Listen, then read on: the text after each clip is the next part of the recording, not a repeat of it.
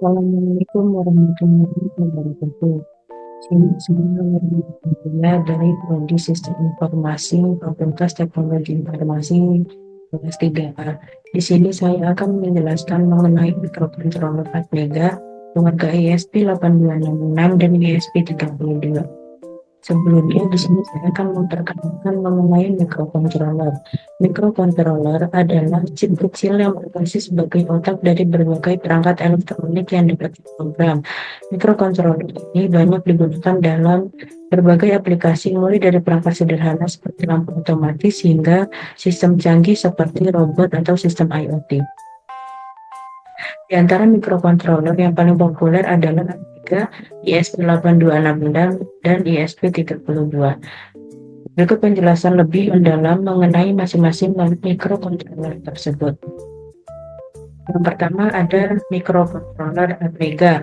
Atmega adalah salah satu keluarga mikrokontroler yang dikembangkan oleh Atmel yang sekarang menjadi bagian dari Microchip Technology. Mikrokontroler Atmega banyak digunakan dalam berbagai aplikasi, terutama di dunia hobi elektronik dan prototyping. Salah satu varian yang paling populer adalah Atmega 328P yang digunakan dalam papan pengembangan Arduino Uno seperti gambar di sebelah sini. Selanjutnya, di sini ada beberapa fitur utama dari mikrokontroler Atmega. Yang pertama ada arsitektur AVR 8 bit, yaitu proses berbasis RISC yang efisien. Yang kedua, Atmega mempunyai memori flash untuk penyimpanan program non-volatil yang dapat diprogram ulang. Yang ketiga ada input-output digital dan analog, yaitu pin untuk input-output digital dan ADC atau analog to digital converter untuk membaca sinyal analog. Yang keempat ada komunikasi, yaitu Atmega mendukung hierarki, SPI, dan I2C untuk komunikasi antar perangkat. Yang kelima ada PWM dan timer, yaitu fitur untuk mengontrol motor dan pengaturan waktu.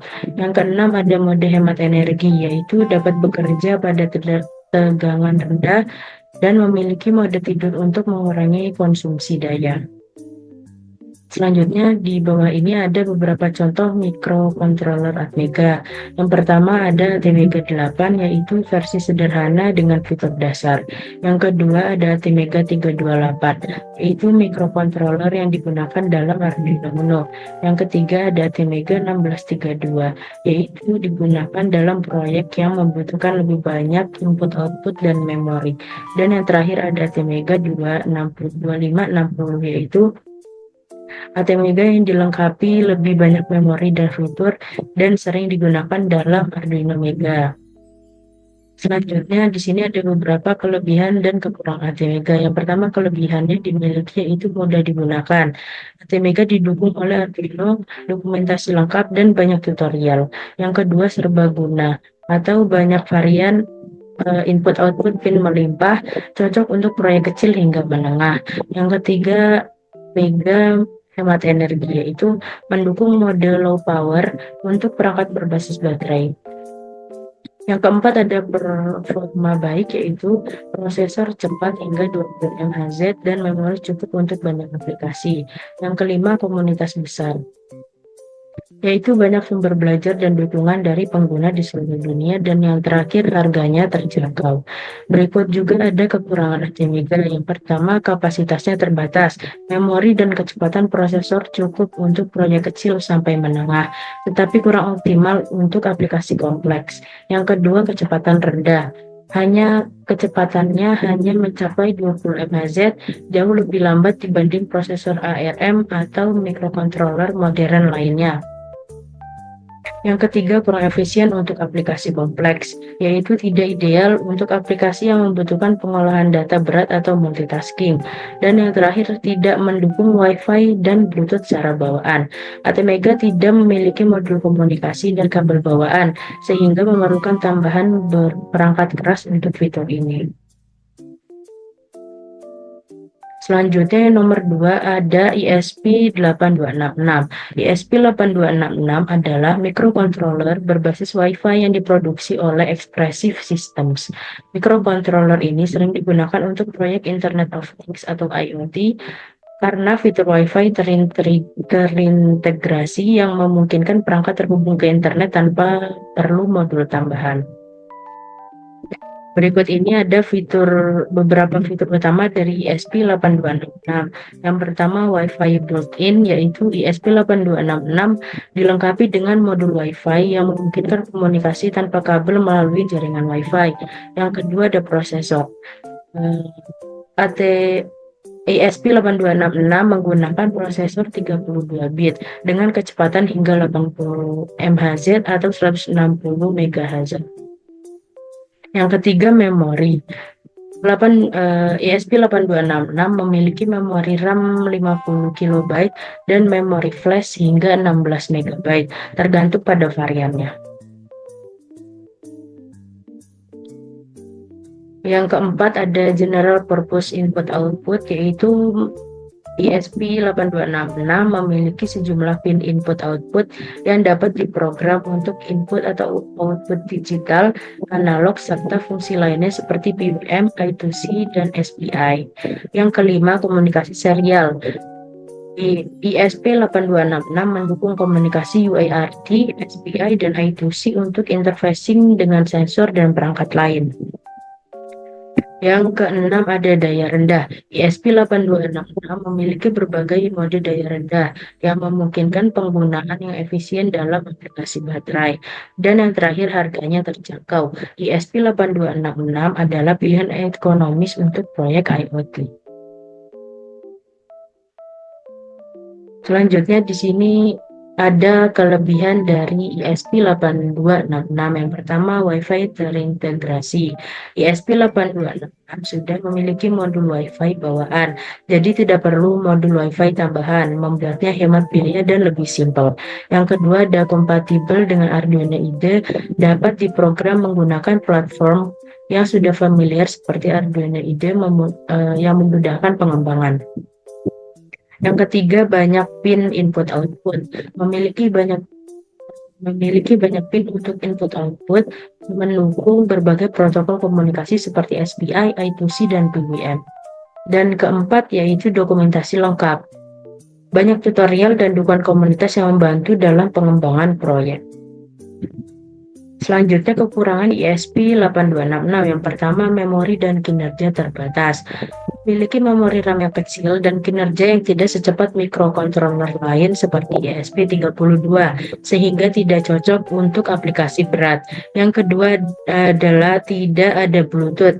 Dibandingkan dengan ESP32, ESP8266 tidak memiliki dukungan untuk Bluetooth atau fitur lainnya yang lebih canggih. Selanjutnya yang ketiga yaitu ada ESP32. ESP32 adalah mikrokontroler yang memiliki kemampuan untuk mengendalikan berbagai perangkat elektronik seperti sensor dan motor. Selain itu, ESP32 dilengkapi dengan fitur Wi-Fi dan Bluetooth, sehingga memungkinkan perangkat untuk terhubung ke internet atau berkomunikasi dengan perangkat lain secara nirkabel. Mikrokontroler ini sering digunakan dalam proyek Internet of Things atau IoT karena kemampuannya yang serbaguna dan harganya yang terjangkau. Fitur utama yang dimiliki ESP32 yang pertama ada dual core processor, yaitu ESP32 dilengkapi dengan 2 inti CPU yang memungkinkan pemrosesan lebih cepat dan efisien untuk aplikasi multitasking. Yang kedua, dilengkapi Wi-Fi dan Bluetooth. ESP32 mendukung koneksivitas Wi-Fi dan Bluetooth dan untuk memungkinkan komunikasi nirkabel yang fleksibel. Yang ketiga ada General Purpose Input Output, yaitu ESP32 menyediakan banyak input output untuk berbagai keperluan seperti sensor, motor, atau LED. Yang keempat yaitu penyimpanan flash. ESP32 memiliki penyimpanan flash internal yang dapat digunakan untuk menyimpan kode program dan data. Yang kelima ada ADC yaitu atau analog to digital converter. Yaitu ESP32 terdapat ADC 12 bit untuk membaca sinyal analog dan mengubahnya menjadi digital yang berguna untuk sensor analog. Yang keenam ada PWM atau Pulse Width Modulation, yaitu mendukung PWM untuk mengontrol perangkat seperti motor atau LED. Yang ketujuh yaitu perangkat keras untuk pengolahan sinyal, memiliki akselerator hardware untuk pengolahan sinyal digital, meningkatkan kinerja aplikasi audio dan video. Dan yang ke-8 sensor bawaan. Beberapa model ESP32 memiliki sensor bawaan seperti sensor suhu dan sensor kelembapan serta sensor gerak. Yang ke-9 ada tegangan operasi rendah, dapat beroperasi pada tegangan rendah mulai 2,2 volt hingga 3,6 volt, yang ideal untuk aplikasi yang membutuhkan efisiensi daya. Dan yang terakhir ada dukungan berbagai protokol komunikasi, termasuk I2C, SPI, UART, dan lainnya yang memungkinkan integrasi dengan berbagai perangkat keras. Selanjutnya ada kelebihan dan kekurangan ESP32. Kelebihan yang pertama adalah koneksivitas lengkap. ESP32 mendukung Wi-Fi dan Bluetooth, memudahkan untuk menghubungkan perangkat ke jaringan nirkabel. Yang kedua, dual core prosesor. ESP32 memiliki prosesor dual core, yaitu untuk meningkatkan kinerja aplikasi yang membutuhkan multitasking dan pemrosesan paralel. Yang nomor 3, fitur hemat daya. Dilengkapi dengan mode tidur yang efisien, memungkinkan penggunaan daya yang lebih rendah dalam aplikasi IoT atau Internet of Things atau sistem yang membutuhkan daya minimal. Yang keempat ada GPIO yang fleksibel, menyediakan banyak pin input-output untuk koneksi dengan sensor, aktuator, dan perangkat lainnya. Kompatibilitas dengan berbagai protokol, yaitu mendukung I2C, SPI, UART, dan banyak protokol lainnya untuk komunikasi antar perangkat. Yang terakhir ada harganya terjangkau. ESP32 memiliki harga yang relatif terjangkau untuk fitur kinerja yang ditawarkan, menjadikannya pilihan populer di proyek-proyek DIY dan komersial. Selanjutnya yaitu kekurangan ESP32. Yang pertama, penggunaan dayanya lebih tinggi, yaitu mengonsumsi lebih banyak daya saat menggunakan Wi-Fi dan Bluetooth secara bersamaan. Yang kedua, kompleksitas pemrograman. Pemrograman lebih rumit karena banyaknya fitur dan opsi yang tersedia. Yang ketiga, ukurannya lebih besar. Modul lebih besar yang bisa menjadi masalah dalam proyek dengan ruang terbatas. Yang keempat, yaitu keterbatasan pin. Beberapa varian memiliki jumlah pin yang terbatas, membatasi fleksibilitas koneksi perangkat eksternal. Dan yang terakhir ada kompatibilitas library tertentu, yaitu beberapa library atau perangkat mungkin memerlukan penyesuaian untuk bekerja dengan ESP32.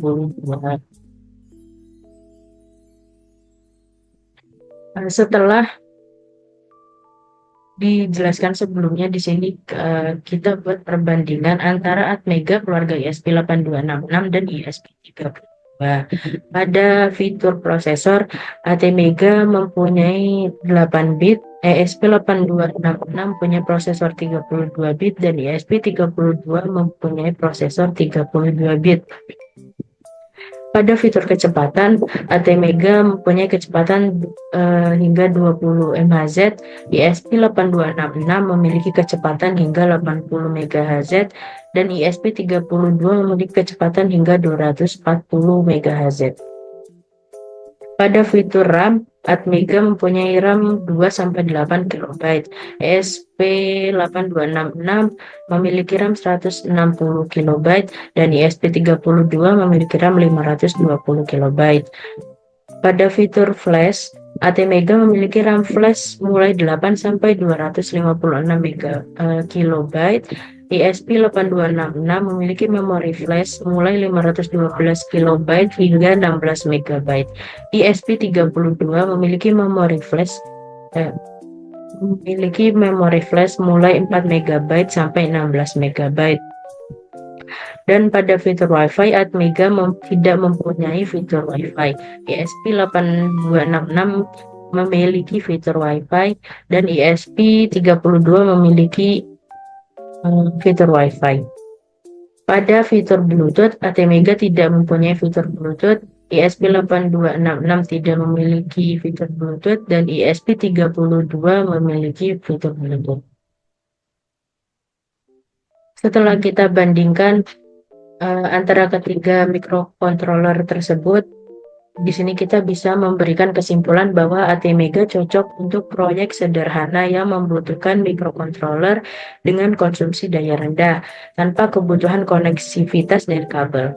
Ideal untuk aplikasi dasar seperti pengontrol LED, motor, atau perangkat lain yang tidak memerlukan Wi-Fi atau Bluetooth.